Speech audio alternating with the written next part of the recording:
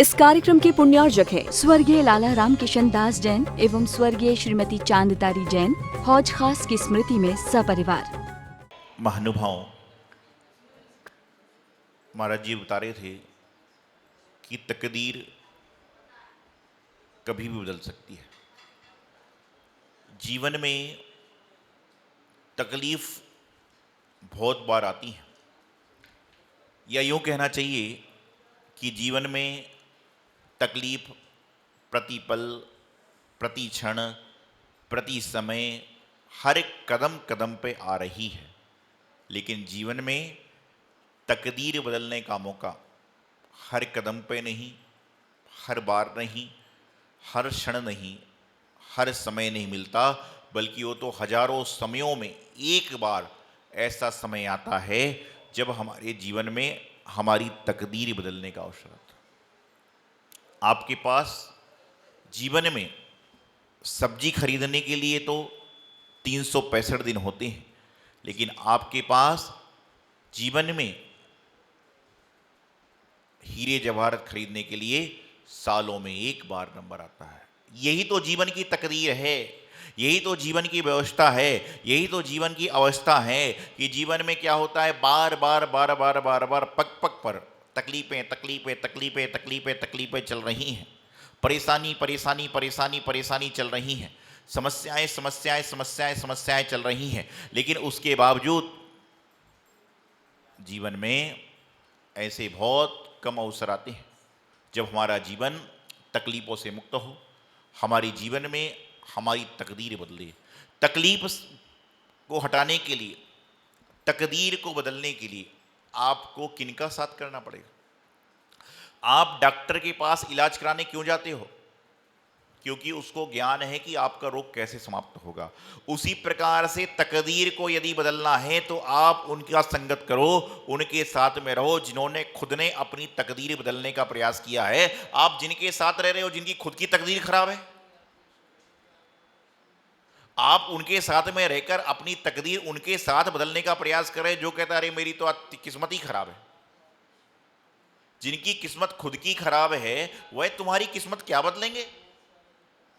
जिनकी किस्मत खुद ही खराब है वह तुम्हारी किस्मत को कैसे बदलेंगे? जारी किस्मत बदलेगा तो वह बदलेगा जिसने अपनी तो किस्मत बदल ली है, साथ साथ में हजारों लोगों की किस्मत बदल ली है। तुम उनका संगत करोगे तो निश्चित रूप से तुम्हारी तकदीर भी बदलेगी, तुम्हारी किस्मत भी बदलेगी। लेकिन आज वर्तमान में हम तकदीर को बदलने के लिए तकलीफों को उठाए जा रहे हैं, उठाए जा रहे हैं, उठाए जा रहे हैं। एक बात ध्यान रखिएगा, जितना जितना आप बोझ उठाते हो उतना उतना आपके शरीर में कमजोरी आती है। यदि आप वजन उठाते हो तो शायद शरीर कमजोर ना हो, लेकिन आप अपने मन में जितना जितना वजन रखते जाते हो, जितना जितना वजन रखते जाते हो, उतना उतना आपका शरीर क्रश होता जाता है, शरीर खराब होता जाता है।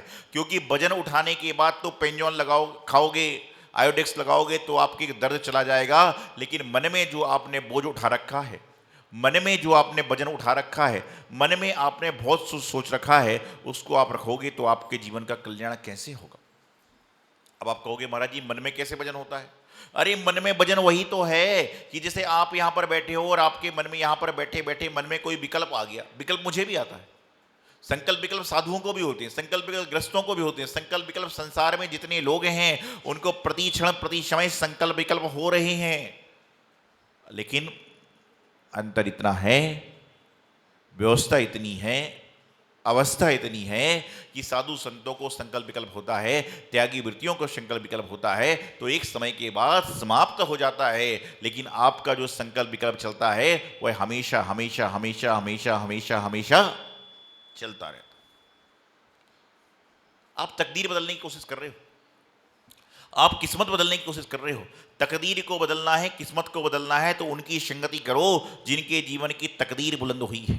मैं बहुत सारे लोगों को, महापुरुषों को सुनता हूँ, महापुरुषों के पढ़ता हूँ, बल्कि भारत देश में जो वर्तमान में सक्सेसफुल आदमी हैं, जो बड़े बड़े व्यापारी वर्ग आदमी हैं, चाहे वह क्रिकेटर हो, चाहे वो फुटबॉल वाला हो, चाहे टेनिस वाला हो, चाहे अन्य संप्रदाय में हो, चाहे हीरो हीरोइन हो, आप उनकी हिस्ट्री पढ़िएगा। उन्होंने कई क्रिकेटर तो ऐसे हैं, हिस्ट्री पढ़ते हैं कि उनके पास में बैट खरीदने के भी पैसे नहीं थे, जूते खरीदने के पैसे नहीं थे, और आज उनका समय ऐसा बदला कि उस जूते कंपनी वाले, बैट वाले उसकी एडवर्टाइज चला रहे हैं। क्यों? क्योंकि उन्होंने अपनी तकदीर बदलने के लिए तकलीफों का सामना किया, और उसके बाद में उनको संगत उसकी मिल गई जो खुद सक्सेसफुल था।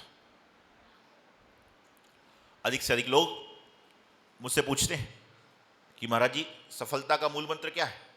तो मैं उनको जवाब एक ही देता हूं कि सफलता पाना है तो एकांकी बनो, एकांत में रहो। एकांत में जितना जितना रहोगे, एकांतवाद में नहीं, रहना तो अनेकांतवाद में है, लेकिन जितना जितना एकांकी बनोगे उतना उतना उतना उतना आप जीवन में सफल हो जाओगे। क्यों? क्योंकि तुम जितने लोगों से घिरे रहोगे उतना तुम अपने लिए कुछ नहीं कर सकते, और जितना तुम एकांत में जाओगे उतना अपने बारे में भी सोचोगे, अच्छे बुरे का ज्ञान भी होगा। और जब तुम 2 साल 4 साल 5 साल एकांत में निकाल दो, उसके बाद तो तुम्हें जीवन में कभी एकांत मिलेगा ही नहीं। गुरुदेव हमेशा कहते थे, दीक्षा लेने के बाद 2-4 साल सिर्फ अपने आप को देखो, 2-3 साल सिर्फ अपने आप को जानो, और 2-4 साल अपने आप को जान लोगे तो फिर उसके बाद तुम्हारा समय ऐसा आएगा कि तुम्हें अपने आप को जानने का समय मिलेगा ही नहीं। और आजकल वही होता है।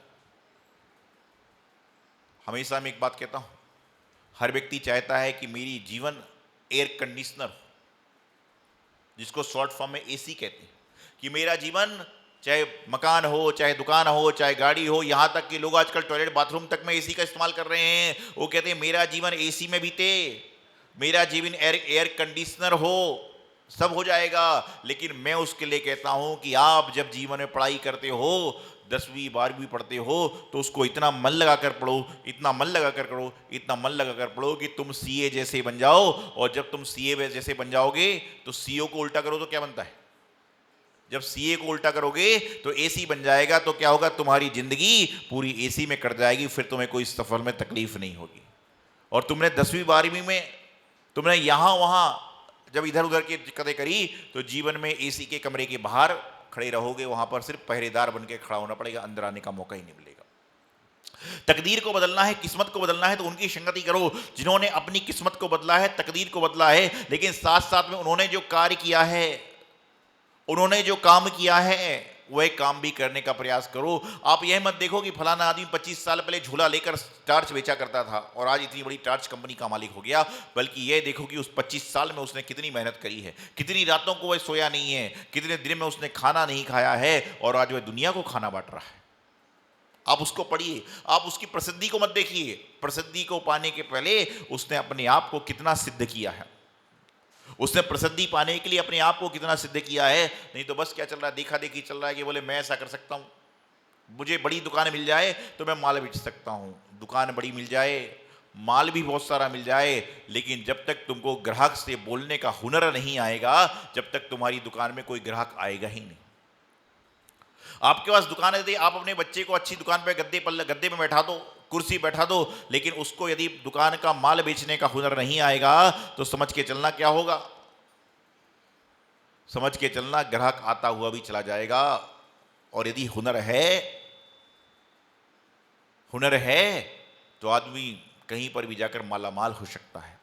एक बार एक गांव से लगभग 15-16 साल का बच्चा शहर में आया और जेब में मात्र 5 रुपए थे, जेब में मात्र 5 रुपए थे। लोगों ने मजाक उड़ाया कि 5 रुपए से कोई शहर में जीवन यापन कर सकता है? बोले नहीं, मैं इन 5 रुपए से ही माला माल बनकर गांव में लौट कर आऊंगा। माता पिता बोले क्यों दिक्कत कर रहा है भाई तू? लेकिन कई बार कई हट होती हैं, बाल हट, योगी हट, वृद्ध हट, तरह तरह की हट हुआ करती हैं। तो बाल हट के आगे क्या चले?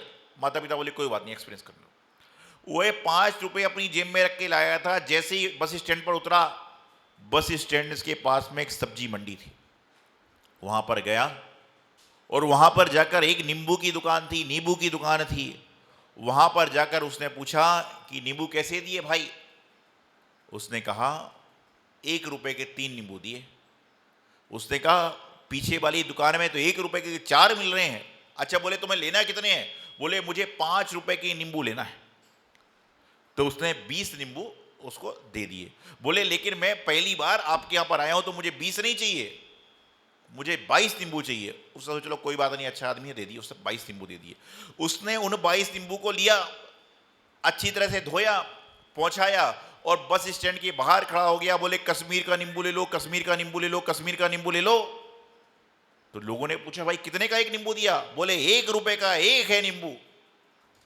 तो लोग बोले महंगा नहीं है। बोले सस्ता चाहिए तो उस दुकान पे लो, लेकिन ये कश्मीर का ताजा नींबू है। तो उसने 5 रुपए के नींबू 22 रुपए में बेचे और ऐसे करते करते एक दिन में उसने 5 रुपए से 1000 रुपए कमा लिए। और जब 1 साल बाद गांव गया तो लखपति बनकर गांव में पहुंचा, क्योंकि उसका हुनर था। और कोई दूसरा होता तो 5 रुपए की वो चॉकलेट खाता और घर में वापिस पहुंच जाता कि भाई मेरे से तो कुछ होता ही नहीं। जब वो नींबू बाहर बेच रहा था, कश्मीर का नींबू ले लो, तो जिस नींबू वाले ने अंदर नींबू दिया था वह बड़ा आश्चर्य में पड़ गया कि जो नींबू में आज तक इस मंडी में रहते रहते 10 साल हो गए 1 रुपए में नहीं बेच पाया, इस बच्चे ने मात्र 2 मिनट के अंदर मुझसे नींबू ले जाकर बाहर 1 रुपए में बेच दिया, क्योंकि उसके अंदर हुनर था। और यह कला देखने से नहीं आती है, ये कला आपको अपने अंतरंग से आती है। कहावत कहते हैं ना कि कई लोग ऐसे होते हैं, कई लोग बोलते हैं कहावत ऐसी होती है कि बोले कई लोग इस तरह के हुआ करते हैं, कई संत इस तरह के हुआ करते हैं कि वह सरदारों के मोहल्ले में कंघी बेच देते हैं और अंधों के आगे चश्मे बेच देते हैं। जीवन में खुशनुमा रहने का प्रयास करें। एक बार एक व्यक्ति जिसके सिर पर गिनती के 3-4 बाल थे, जिसके सिर पर गिनती के 3-4 बाल थे, वह नाई की दुकान पर पहुंचा तो सब लोगों ने मजाक उड़ाया। बोले क्या बाल की कटिंग करवाने आया है कि बाल गंजा होने आया है? वह कुर्सी पर बैठा, बोले ना तो मैं कटिंग करवाने आया हूं, ना मैं बाल घुटवाने, बाल को पूरा साफ करवाने। तो बोले किस लिए आया है? बोले मैं चाहता हूं मेरे 4 बाल 4 रंग से रंग दे, मेरे जो 4 बाल हैं उसको 4 रंग से रंग दे। तो कहने का तात्पर्य कि वह 4 बाल में भी खुश है और यहां पर किसी के बाल झड़ रहे हैं तो दुखी है। अपने जीवन में खुश रहने का मौके ढूंढिए, अपने जीवन में किस्मत को अच्छी करने का मौका ढूंढिए, अपने जीवन में तकदीर को अच्छी बनाने का प्रयास कीजिए। तकलीफ तो हर पल में है, तकलीफ मुझे भी है, तकलीफ इन्हें है, तकलीफ इन्हें, तकलीफ सबको है, लेकिन कोई तकलीफ में तकदीर को बना रहा है और कोई तकदीर में ही तकलीफ खोज रहा है। रोज आप कहते हो मेरी तो किस्मत ही खराब है, मेरी तो किस्मत ही फूटी। अरे क्यों कहते हो? तुम तो ये कहो कि भैया मेरी तो किस्मत इतनी अच्छी है कि मैं चल फिर रहा हूं, खा पी रहा हूं, कम से कम चैन की 2 रोटी तो खा रहा हूं। लेकिन बार बार कहते किस्मत खराब है, किस्मत फूटी है, कितनी किस्मत फूटी है। तो इससे क्या होता है कि किस्मत सही होगी कैसे? किस्मत को सही करना है तो ये बोलो मेरी किस्मत तो बहुत अच्छी है, तो कम से कम भगवान कहेंगे कि जो मैंने इसको दिया है उसमें खुश तो है और दूं। और जब भगवान कहेंगे जो मैंने इसको दिया है उसमें भी ये संतुष्ट नहीं है तो इसको क्या देने से वापिस ले लो। ध्यान रखिएगा, किस्मत को, तकदीर को संवारना है तो हमेशा उनकी संगत करें जिनकी किस्मत बुलंद है, जिनकी तकदीर बुलंद है। उनके साथ रहोगे तो किस्मत भी बदलेगी, तकदीर भी बदलेगी। और जब किस्मत बदलेगी, तकदीर बदलेगी तो नीयत आपकी अपने आप सही हो जाएगी। लेकिन आज ना तो इंसान की नीयत सही है, ना इंसान की तकदीर सही है, ना उसकी किस्मत सही है। तो सही है क्या? जब हर चीज गलत हो रही है तो दुनिया में सही क्या है? तो बोले सही की खोज में तो सारा संसार लगा है, और सारा संसार जब सही की खोज में लगा है तो उसको मिलेगा कैसे? जो चीज आपके अंदर है उसको आप बाहर खोजने का प्रयास करोगे तो वह आपको मिलेगी कैसे? आप जानोगे कैसे? आप समझोगे कैसे? आप व्यवस्थाओं को बनाओगे कैसे? तो अपने जीवन में किस्मत को बदलना है, अपनी तकदीर को बदलना है तो हमेशा अच्छे कार्य करने का प्रयास करो। उन लोगों की संगति करो जिनकी किस्मत बुलंद है, उनके बारे में पढ़ो, आप पाओगे। अरे आप कॉमिक्स पढ़ते हो, आप पिक्चरें देखते हो, इससे टाइम पास होता है। आपको यदि पढ़ना है तो एनर्जी लाना है जीवन में तो उन लोगों के बारे में पढ़ो जो सफलता के मंत्र को पा चुके हैं, जिनके बारे में लोग सोचते हैं। आज क्या कर रहे हो? लोग सुबह उठ जाते हैं, कई लोग ध्यान कर रहे हैं, कई लोग चैंटिंग कर रहे हैं और कई लोग चीटिंग कर रहे हैं। कोई ध्यान कर रहा है, कोई चैंटिंग कर रहा है, कोई माला कर रहा है, लेकिन कई लोग बैठे बैठे चीटिंग कर रहे हैं। उन्होंने कहा महाराज जी ने नमोकार मंत्र की 11 माला का नियम दिया है, महाराज जी कौन से देखते हैं? एक बार एक व्यक्ति ने रात्रि भोजन कर लिया त्याग वाले दिन। अरे बोले रात्रि भोजन हो गया, अब क्या होगा? उसकी सही बोली कुछ नहीं होगा। अरे बोले गलत हो जाएगा। बोले कोई बात नहीं, कल नमोकार मंत्र की माला कर लेना। लो साहब, स्वयं गुरु हो गया आदमी। अगले बार से उसने तो सहेली से पूछा, अगले बार खाया जा रहा है और नमोकार मंत्र की माला गिरी जा रहा है। ऐसे नहीं होगा। आप अपने जीवन में चैंटिंग करो चलेगा, ध्यान करो चलेगा, लेकिन चीटिंग कभी मत करो, किसी के साथ धोखा मत करो अपने आप। और मैं तो कहता हूं, दुनिया से तो धोखा करते करते करते जिंदगी निकल गई, लेकिन कम से कम अपने आप से धोखा तो मत करो। और जो व्यक्ति किस्मत वाला बनना है तो उसको अपने आप को शुद्ध करिए, अपने आप को धोखे से बचाइए, जीवन का कल्याण होगा और मोक्ष मार्ग प्रशस्त होगा। इति अल्पम। गुरुवर आचार्य सिद्धांत सागर जी महाराज। जय बोलिए।